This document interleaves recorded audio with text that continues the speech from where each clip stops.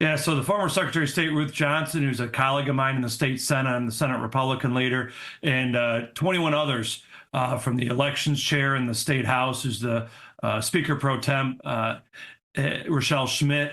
We all came together and requested Pam Bondi and the Department of Justice to do oversight of our elections. Here we have Jocelyn Benson last year allowing Chinese nationals to vote in our elections.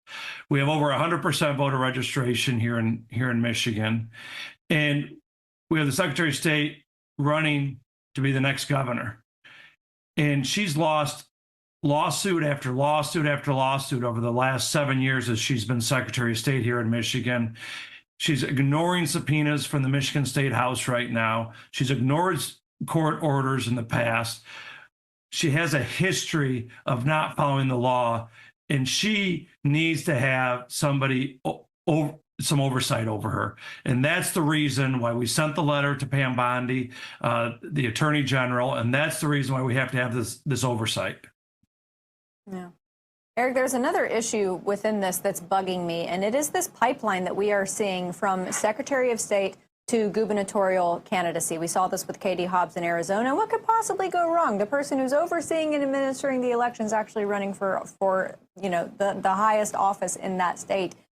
Should there be something enacted within states that puts a pause or a moratorium between a Secretary of State term before they can run again for another office like governor? I mean, with what we've seen out of Jocelyn Benson, she's the worst Secretary of State ever, the worst Secretary of State in the nation. She's proven that she's dishonest. She's proven that she's not willing to clean up the voter rolls, and we cannot have her anywhere close to this governorship. We know that. And you're exactly right. It's very troubling on what she's doing and continues to do. And this is why, as I'm running for governor, that we need to draw that sharp contrast to make sure that what we're getting out of this pipeline from these Soros candidates that have been backed across the country, that we actually provide openness to making sure that we only have one person vote, one legal resident here in Michigan vote, and a citizen that's voting.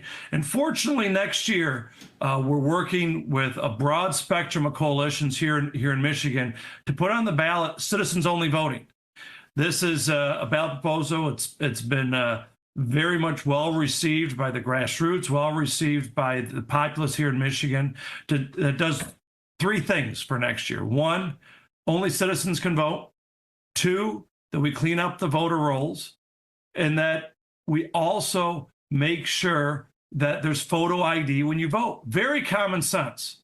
And so we're rolling that out. We're working to make sure they get the ballots there. If people are interested in signing up, go to Citizens Only Voting Initiative here in Michigan. We need to make sure that gets on the ballot next year. We also need to make sure next year we have a strong Secretary of State candidate so that we can clean up this mess that has been left behind by Jocelyn Benson. We know we can win.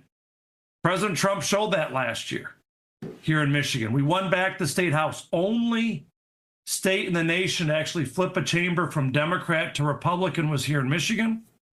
And we did that with the grassroots, while being outspent, but we had the right candidates, we had the right message. We had President Trump on the top of the ballot.